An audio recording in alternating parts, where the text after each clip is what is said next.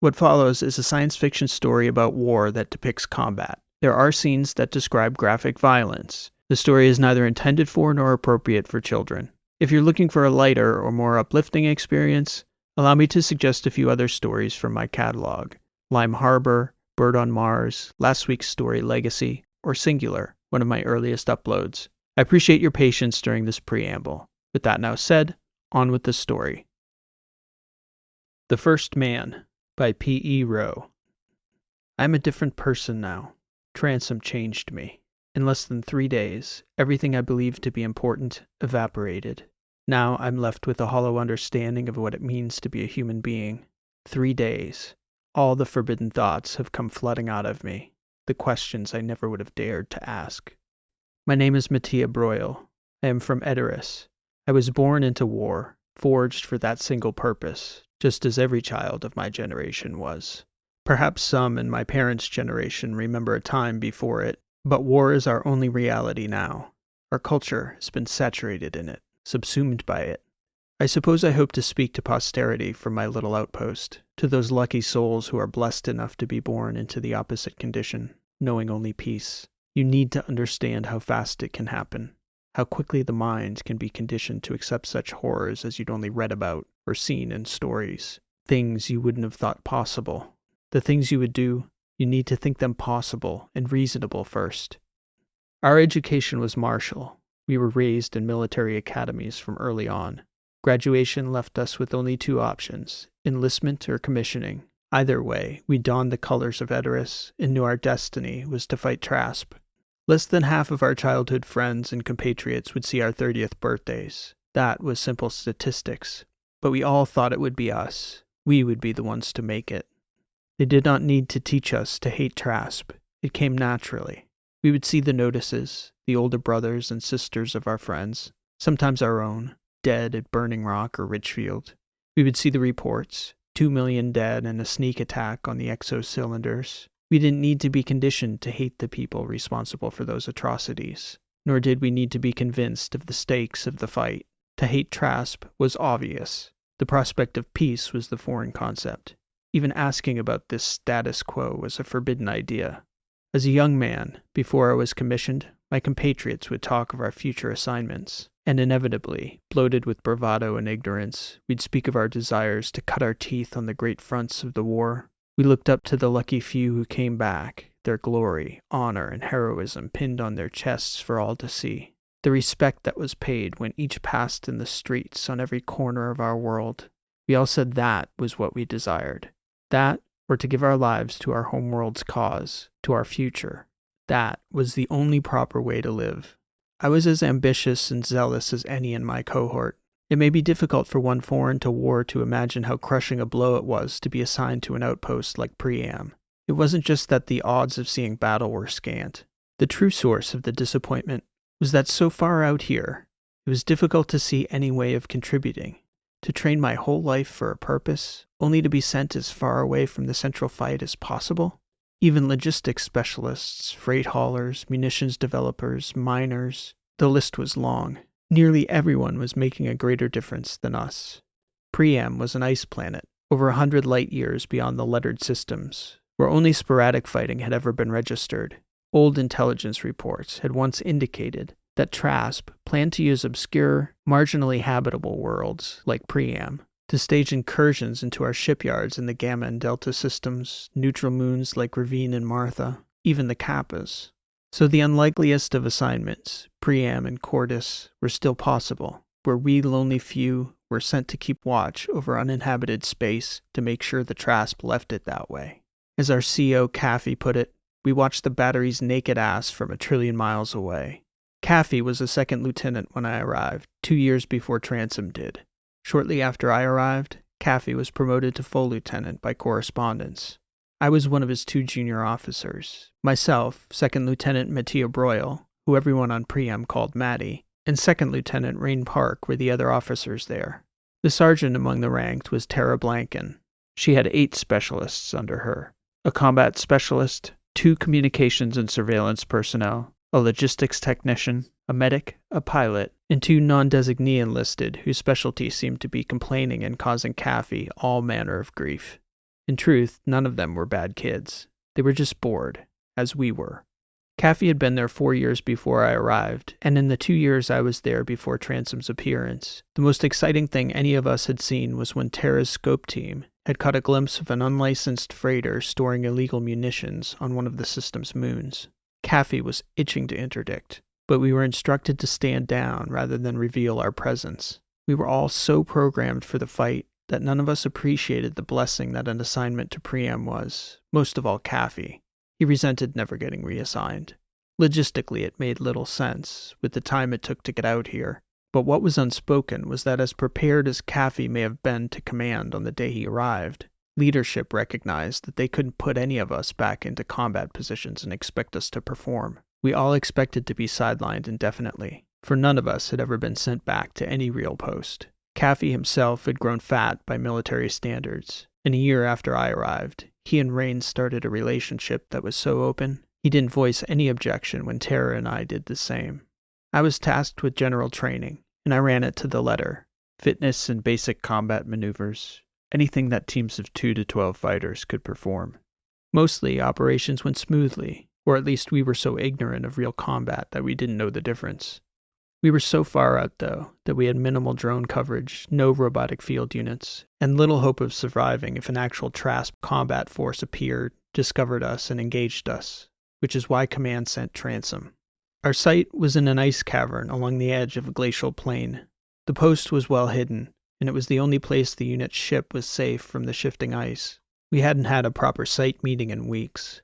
All 12 of us gathered around the ship, seated on crates, while Kaffee announced that an operative would be arriving from Edoras to take command of the unit. We were to give him our total attention and follow every order. No further information was given beyond an ETA. In the week before Transom arrived, everyone did their best to tighten things up around the post. The specialists tuned and inventoried gear. Comms and surveillance teams reviewed all recent data for their report. I ran daily calisthenics and exposure runs along the ice sheet, conditioning everyone for longer exposures than we ever willingly subjected ourselves to. Kaffee cut back to 1 meal a day. He knew what his appearance would convey to a serious operator. Then, completely unannounced, a week following the communique, Transom walked directly into the outpost. He wasn't wearing any colors or identifying marks, just heavy gear, an exo, a face mask, and goggles. He wasn't even on twos, which is to say second-level planetary gear, common on planets with double and triple-digit negative temperatures like Priam. Even a breathable atmosphere, by composition, becomes unbreathable at temperatures that freeze the saliva, the windpipe, and the alveoli of the lungs on contact. Priam was rarely that cold, but rarely far from it. Transom had walked in from God knows how far, and he wasn't even wearing a space helmet. I was out on a training run with the unit, and Transom filed in behind the final 2 stragglers and simply strolled in with them. It didn't make for a good impression. "You," he said. "Junior Lieutenant. What's your name?" "Broyle, sir," I said, saluting. "Don't call me sir, and if you salute me again, I'll take your hand off." I almost said yes, sir, but managed to catch myself. "What should we call you?" "Call me Transom, Broyle," he said, pulling back his hood. "Get me a cup of coffee and your CO, stat." I didn't even take the time to get my exo off, just burst into the mess fully geared up and got Transom his coffee. When I got back to the cavern, Transom was standing there, silent, observing everyone as they filed in. Kaffee came in roughly as I did, and Transom ignored him, waving me over with the coffee. "This better be the best damn cup of coffee I've had in a year, Broyle." I shrugged. "Only coffee we have." He shook his head. "You assholes have coffee out here." He looked at Kaffee. "My God, are you soft. Not just you, CO. The whole damn lot of you. Just waltzed right in here like it's a spaceport on Athos. Broyle here even served me coffee. Didn't even wait for me to be seated." Nobody knew whether to laugh or not, but the way he said it, it was funny to us. "You probably judged from the accent that I'm not TRASP. Good thing for you all, too. The unit that's on its way." He paused and shook his head for effect. "You wouldn't even know they'd killed you. You'd just be dead. Or maybe I am a TRASP with a well-practiced New City accent, and I just wanted Broyle to make me a cup of coffee before I killed y'all so I wouldn't have to do it myself." Rain snorted and couldn't help but laugh. "There it is," Transom said. "I was wondering what the hell was wrong with you people. What are you, scared of me? Is everyone scared of me, Broyle?" I shrugged. "I'm not sure we know what to think." I was briefed. No fight out here. Well, that's about to change. He took a couple sips from the coffee. Is everyone here? Caffey looked around. All present and accounted for. Tara's still taking off her exo, I said. She's in the gear hall. Great, Tara's not here, Transom said, looking over at me.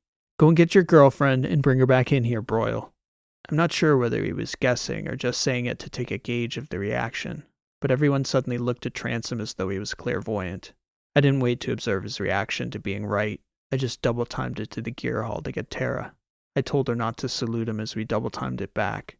Okay, he said when we returned to the cavern. Now that Broyle's girlfriend has seen fit to join us, I'll commence with the briefing. You don't need to be afraid of me. In fact, I am the one thing you should not fear. I am the only thing that will keep a single one of you alive through Sunday. If we do our jobs properly and are lucky, some of you, maybe even all of you, can go back to your soft lives, your calisthenics, and your morning coffee. It's halfway decent, by the way, Broyle. Thank you. Transom paused to allow the nervous laughter to settle. We have human intelligence that Ketch is extremely confident in, as high as 97%, that a Trask Black Ops team intends to survey this system for an appropriate base from which to run interdictions in the outer lettered systems. They'll arrive within the week. This forward unit of special operators is among the hardest forged units of human fighters ever conceived in the history of man. Naked and barefoot, these 10 hard bastards would eat 300 Spartan warriors for breakfast, and use their spears and shields to break Alexander's army for lunch, and still have enough of an appetite to eat half of Genghis Khan's cavalry for dinner. And in honor of you lucky bastards, they aren't coming naked or barefoot. They're bringing weapons. They are a scalpel unit, composed of genetically enhanced athletic specimens. Their blood is coursing with nanotech that heightens their already superhuman physical capabilities. They're all neurally implanted with oral and ocular adjuncts. And they have been training for combat against other super soldiers and strike model combat robotics from the time they were old enough to hold their own spoons. There is nothing about warfare they don't know except what it feels like to be ignorant of it. This Trask Scalpel unit is who you need to be afraid of. I, Transom, am your friend. I will tell you how to live. Your job is to do exactly as I say before they arrive, or you will die. Ketch has identified 16 probable landing sites on Priam for their incursion. Objective A will be to hide countermeasures in proximity to these sites and neutralize this fighting force before it has a chance to touch down. Needless to say, that is the ideal scenario. Objective B, should they land, is to engage them using deceptive tactical maneuvers for long enough that a group can disable their ship. Ketch and human intelligence believe that if this unit is neutralized without returning any intelligence to Trask, they will deduce that this outpost, maybe even this sector, isn't worth the trouble, considering the way things have been going for them at Burning Rock lately. Once we disable their ship and their comms, we kill them all until they are dead. If I have a specialty, it's that. I've been a party to the destruction of 7 of these units, and I've never once lost a fight. So, are you sorry-looking bastards ready to begin? Nobody answered. Great sign.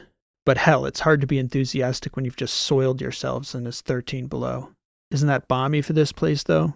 A heat wave, Caffey said, doing his best to joke with Transom.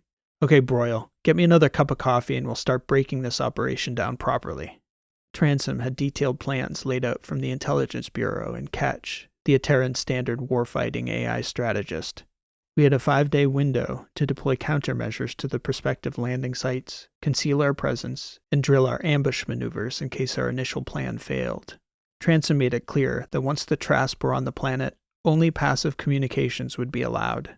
Signaling would give away the presence of other groups, and our one advantage over the Scalpels, as he called them, would be their ignorance of our numbers and location. The passive comms we could use would come directly from the 4 stealth hypersonic satellites that skip through Priam's high atmosphere.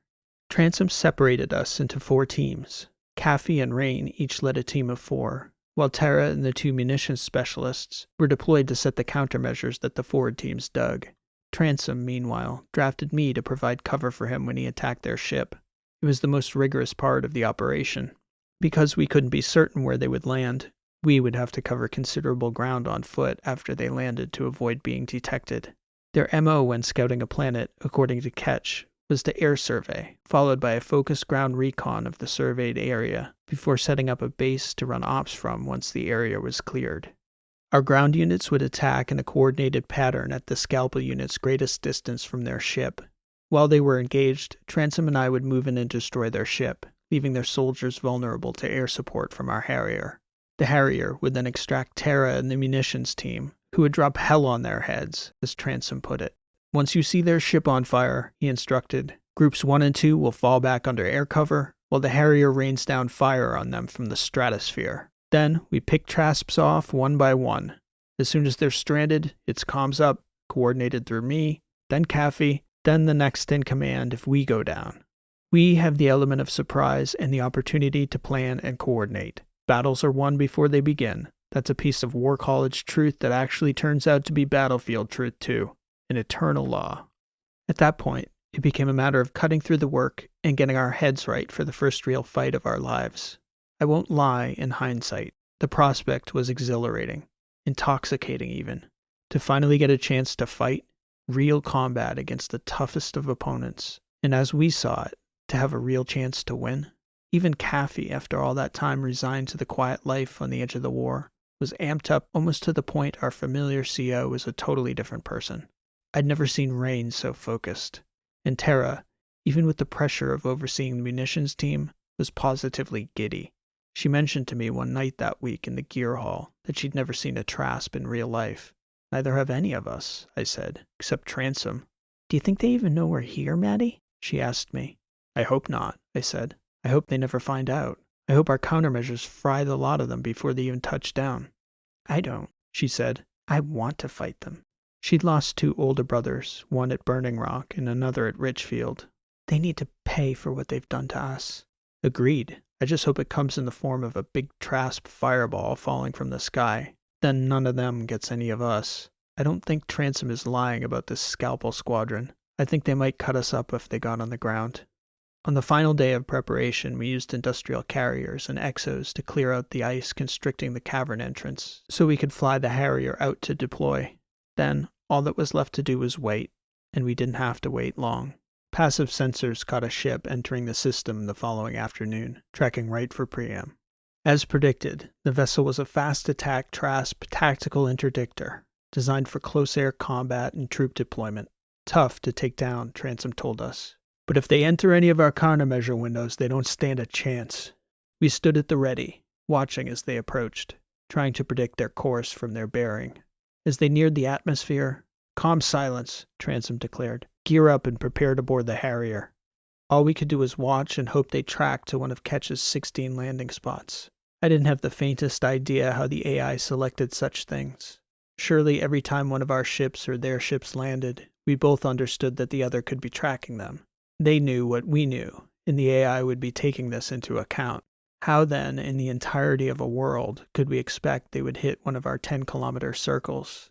Sure enough, though, the Trasp interdictor flew in low over 2 of our sites, even circling just out of range of our countermeasures, surveying. Transom looked on, stone-faced, as the stealth hypersonics relayed data on their position. For a moment it appeared they would land at the second site, then they pulled off, taking what seemed a random tangent. As both Ketch and Transom had predicted, the scalpel unit deployed and scattered the moment the interdictor touched down.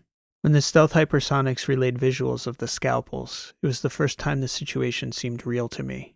These soldiers moved with shocking precision and speed across the ice. It seemed their exos, instead of being their driving force as they were for us, were their limiting factor.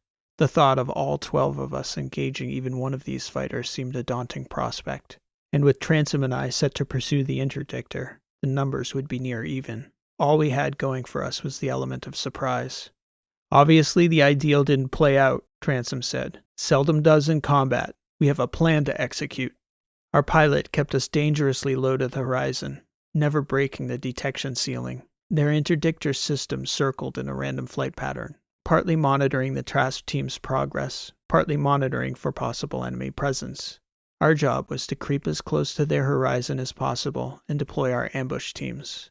They would then systematically engage and fall back to the cover of the other 2 groups for as long as it took for Transom and I to disable the Trasp interdictor. All 3 of our teams leapt out of the Harrier and headed for positions in the area the Trasp were fanning out into. Then the pilot dropped Transom and me behind the enemy by nearly 40 kilometers. We needed to cut through that ice plane at a serious clip to even get within striking distance of the interdictor. Transom didn't say anything to me for nearly an hour after we touched the ice. We just ran and ran. It became clear that this scalpel unit was not following the pattern Transom had briefed us about. The interdictor was not landing as predicted.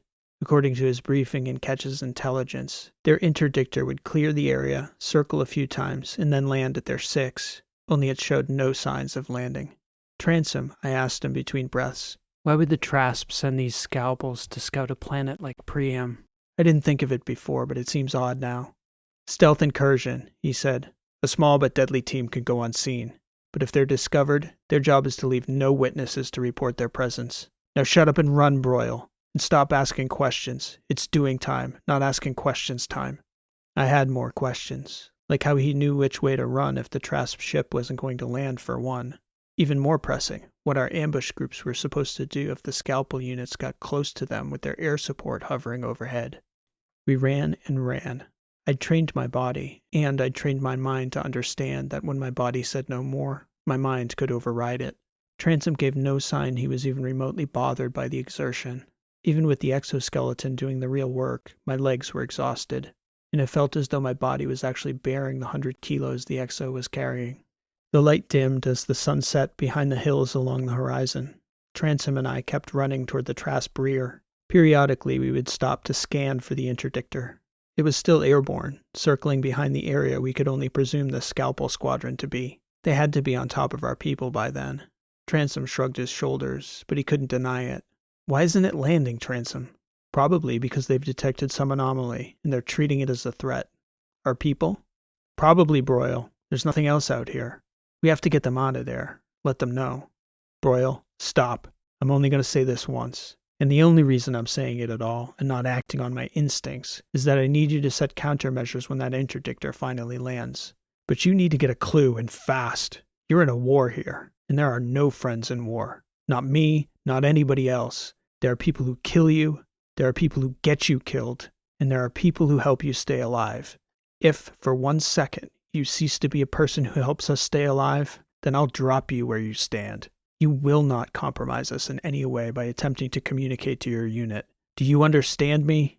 I knew there was something wrong, but I didn't say anything.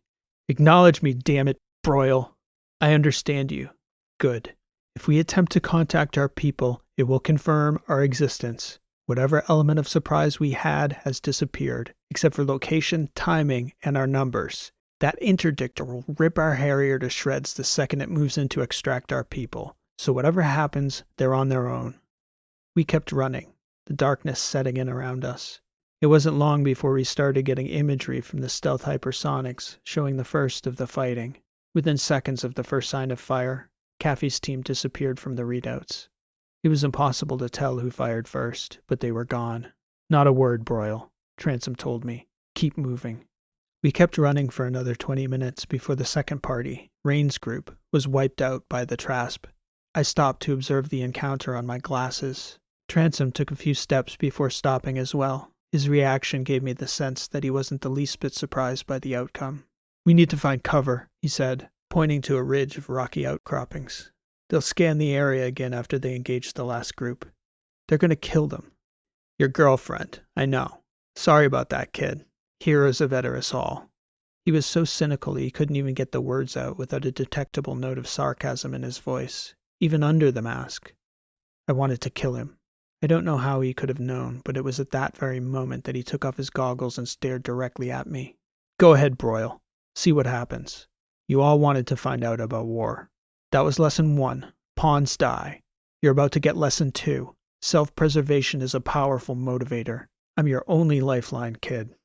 I'm a pawn, too. Occasionally, pawns are needed.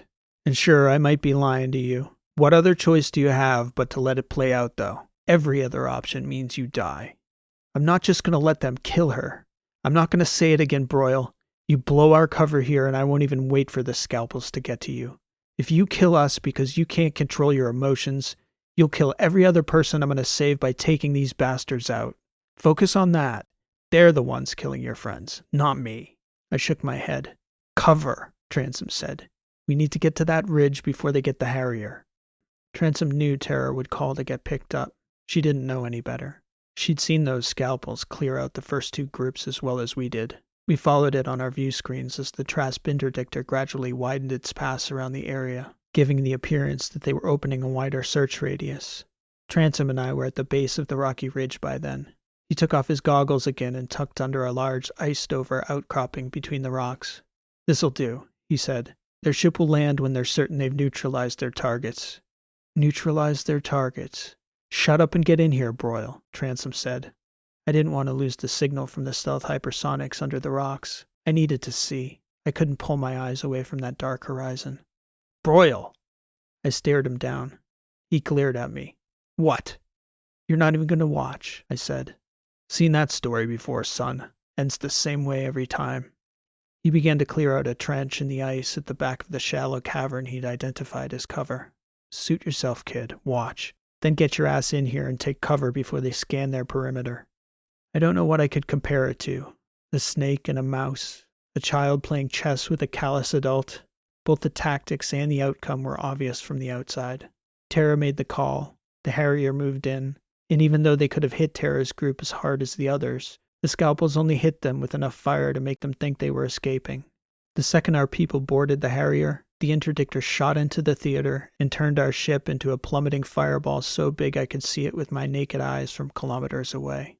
They were all dead, and as they fell from the sky, I realized that Transom had known it from the second the Trasp had touched down. He knew what we were, even if we didn't. I slumped into the corner of the cavern. "They'll do low-cover, high-res imaging of the perimeter." "How do you know?" I asked him. "Because we know how they operate," Transom said. "I'm sorry it went down like that, kid. I wanted them to hit our countermeasures, but they're smart. The Trasp have intelligence too. Now we get one last chance at them, if they get lazy."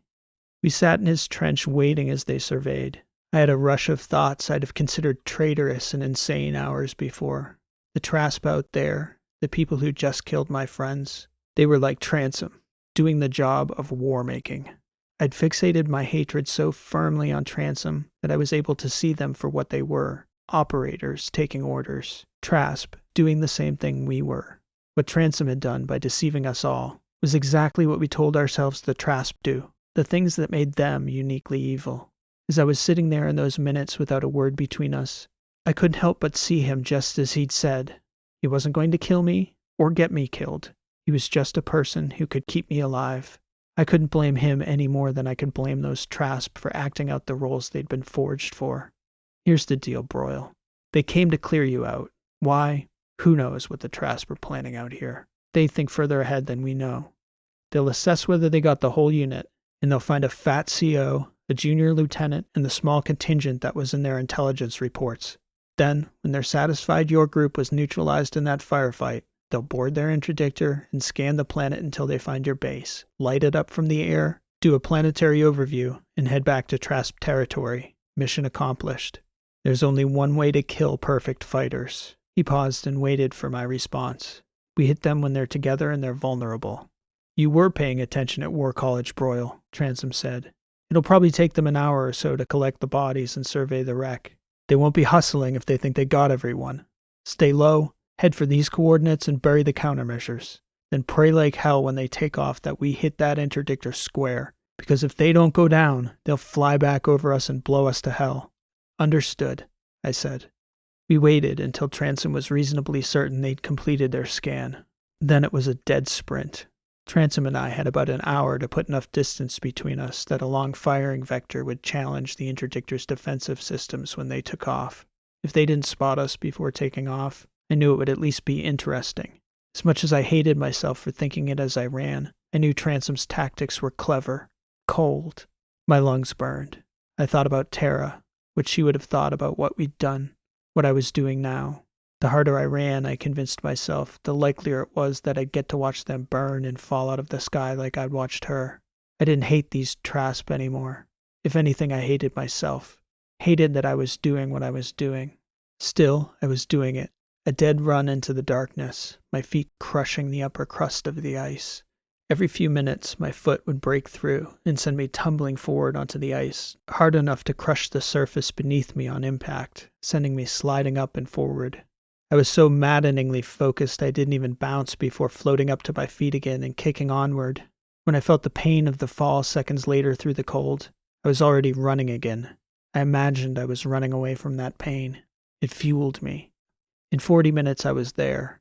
I quickly surveyed the area at the coordinates Transom had given me and saw a depression about the right size. I cracked the top crust of the ice, breaking through to the pocket of snow underneath, buried my payload, armed it, and then covered the top with shards of ice and displaced snow. I searched the area, looking for cover. I knew the Trask would scan for anomalies along the ice sheet as they took off. I didn't see cover initially, so I ran back the way I'd come. A few 100 meters back, a small crevasse in the ice field cut into the pure ice sheet I'd been running along. I hopped in and waited, and I hoped. I had little doubt Transom would do his part as I'd done mine. Next, it just fell to luck and the vagaries of their tech versus ours. I watched the display as it was fed down to us. Finally, the scalpel team began to coalesce around the interdictor. The display was clear enough I could even see them as they boarded, so confident they didn't even look back. For a moment, I confess, I felt a kind of sick joy possessing knowledge about their future I knew they were lacking. The interdictor took off almost square into the kill zone. The ice around me shook and vibrated as the bolts went up. Even through my mask, I could taste the water vapor in the air, as though for a split second the entire ice sheet around the perimeter had melted and flash frozen. I couldn't see it at first, but I heard it. Impact. I lifted my head out of the crevasse to see the interdictor speeding away and up, a small ball of fire streaking out its back end. It was still climbing. It was impossible to see the rest of their ship in the darkness, and even if I could have, I hadn't nearly the expertise to tell how badly they were damaged. There was nothing in the universe I wanted more than to see their utter destruction. The interdictor didn't fall, though. It continued to climb. "Winged it," Transom's voice came over comms. "Must have done some damage because they're making a run for it. What altitude do you run those hypersonics on, Broyle?" I hadn't thought of it, but as soon as Transom mentioned it, I knew exactly what he was suggesting. The stealth hypersonics weren't much of a weapon, because they were about the size and mass of a tea cookie, and hardly maneuverable. But traveling at 1,000 kilometers per second, a tea cookie could make an impact on a hobbled craft. I lit up my comms channel and routed our local catch stream into my helmet to make the calculations. With Caffey dead, I was cleared to make the order, unconventional as it was. There were 4 discs, one passing every several minutes. The only question left was whether the Trask would home in on Transom's transmission and decide to engage us instead of trying for space. The unknown, in that moment, was their greatest enemy. They could have descended, touched down 50 kilometers away, and doubtless hunted us down and killed us with little trouble. But they didn't know the only remaining contingent was just Transom and I. They made the wrong call. They ascended. As soon as they hit 6,000 meters, Ketch inverted the collision avoidance measures in the disk. The passing stealth hypersonic met the interdictor at nearly 7,000 meters altitude, igniting an enormous fireball, followed by a streak of flame that came down in a straight line from the night sky. "Well done, Broyle," Transom said. He ordered me to follow him on a direct run to the crash site. I caught up to him when our courses intersected about halfway there. "Do you think any of them could have survived?" I asked him. "If anyone could, it's one of those gene freaks." We ran in silence for the better part of 6 hours. My exocharge was down to a third. It was going to be close to get to the wreck and then back to the base. Transom didn't seem to care at all. Even after the sun came up, the temperature was -60. The cold bit through my gear every time the wind blew at our backs. I was indifferent now. Combat had made me so in less than a day. We got to the crash site mid-morning. Scans were negative for movement or large anomalies along the ice, which, Transom informed me, indicated that the fuselage had come down more or less intact. There was no movement inside the craft, but he thought there could be survivors inside. "What do we do?" I asked him. "We go in, and if there's anyone left breathing, we kill them, Broyle. Follow my lead." Transom approached the wreck cautiously, instructing me to follow him at a flanking angle.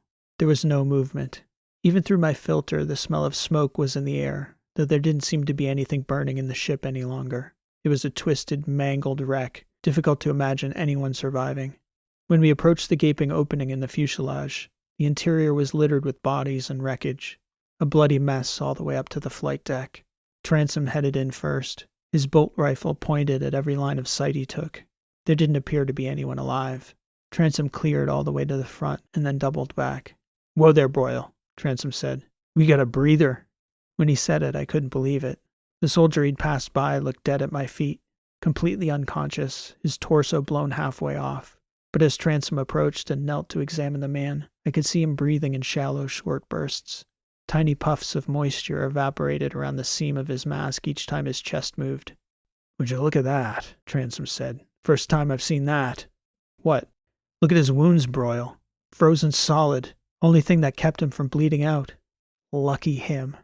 Transom pulled off his outer gloves and reached for his belt. "What are you going to do?" "I'm going to wake him up, Broyle. And you're not going to say a damn word no matter what he says to you, understood?"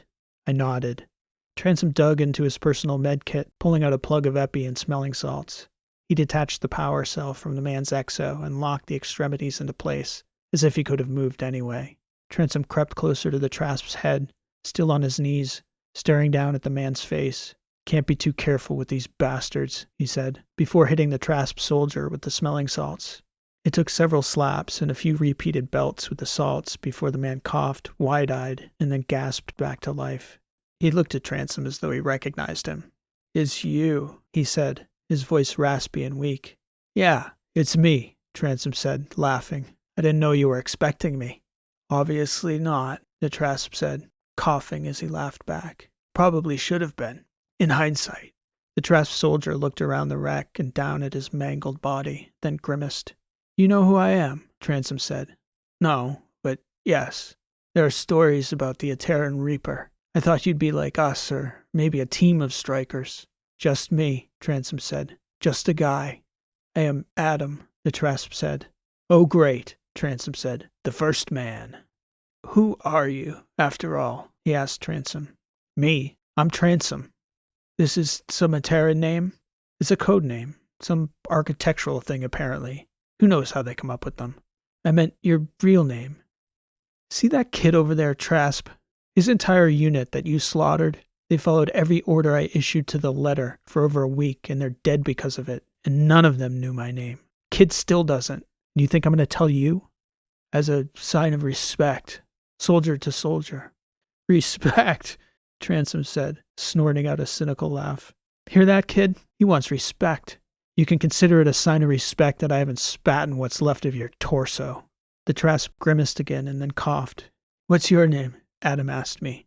"That boy's what's left of the local regulars manning this post, and he's not going to say a goddamn word to you without my say-so, and he doesn't have it, Trasp. You've earned your reputation, Reaper. I invoke my Article 6 rights as a captured soldier." Transom laughed. "You're joking, right? Your Article 6 rights? You realize that manufactured infantry like you are a living, breathing war crime, for as long as you're still breathing anyway. I won't tell you anything, Reaper, no matter what you do. I ain't asking questions, Trasp. Why did you revive me then?" Transom pulled a knife from a sheath in his belt and then turned back toward the soldier. "I had to make sure the fall didn't, scramble your brains, leave you cognitively impaired. Asking the questions isn't my job. That's for our data analysts back on Edoras. Turns out it's a lot easier to extract information from an intelligence source after the source isn't, breathing anymore, shall we say." "Young man," Adam said, looking over at me. Transom turned his head back toward me. "We're in the killing business, son. Modes and methodologies don't make a damn bit of difference in the grand scheme of things." I shook my head.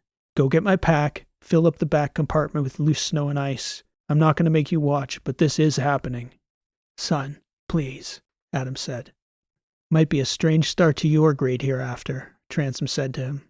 "I've heard you can feel it when they extract your memories. I, on the other hand, won't hardly feel a thing." "Please," Adam said, begging me with his eyes. "He's not going to do anything for you. You just killed the kid's whole unit, his girlfriend included." Adam's eyes locked on mine. I couldn't move. He shook his head. "The bag," Transom said, turning and glaring at me. "Remember what I told you. We're not out here to make friends." In the month that followed, after Transom left, I had only the isolation of the droning winds and the monochrome palette of the shifting snows. It felt like I had all the time in the world to think, about who I'd been made to be, about how I'd chosen it willingly because I knew no better, about who our real enemies were, and about what the sector might look like if soldiers like Transom and Adam were brought to bear on all the people who had benefited from setting our peoples against each other.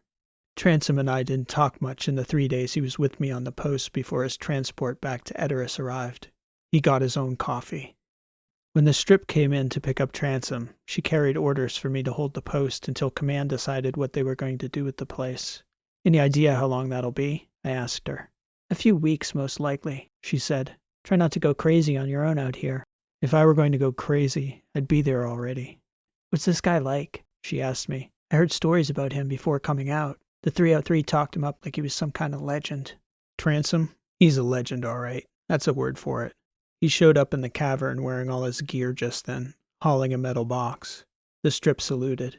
Sir, don't salute me, he said. She stepped toward him, offering to haul his gear. And no, Transom said. I got it. He paused for a moment and looked at me. He smiled. If this war ever ends, Broyle, and you're still standing, look me up. Maybe we could be friends. 3 weeks later, a whole new crew arrived, all 4 years younger than me. They complained about the cold constantly. They would sit at the table at night, asking me to join them. There'll be time for that when the war is over, I would tell them. Whenever that day comes, LT, one of them would always say back to me. They don't know yet. I pray they'll never have to learn. Certainly not the way I did. About a month after the new troops arrived on Priam, I received a communique. I was to be given Caffey's post and his rank. Included in the message was a commendation undersigned by a Major Sebastian Pollock, a man I never met, for he was only ever Transom through the course of the war. The First Man. This has been an original story written and read by P.E. Rowe. Thank you for listening, and I hope you enjoyed this story. If you did like what you heard, please show your appreciation by liking, subscribing, and leaving a comment. If you'd like to check out my website, you can find me at rowlit.com. That's ROWELIT.com. You can find many of my other works of fiction of all lengths and in multiple genres. For the dedicated fiction writers out there, I also have a free video series on the mechanics of fiction writing, based on the fields of narrative theory, cognitive psychology, linguistics, and narrative craft, which you can access through my website. So please stop by anytime. Also, if you're enjoying these sci-fi weekly shorts, I've also added 3 shorts set in the story world of my Last Horizon novels. You can find them here on this channel or through the links in the description. If you've enjoyed this week's story, I think you'll enjoy those as well. I hope to catch you back here soon with another new story. Again, thanks for listening. This has been P.E. Rowe, and I hope to see you next time.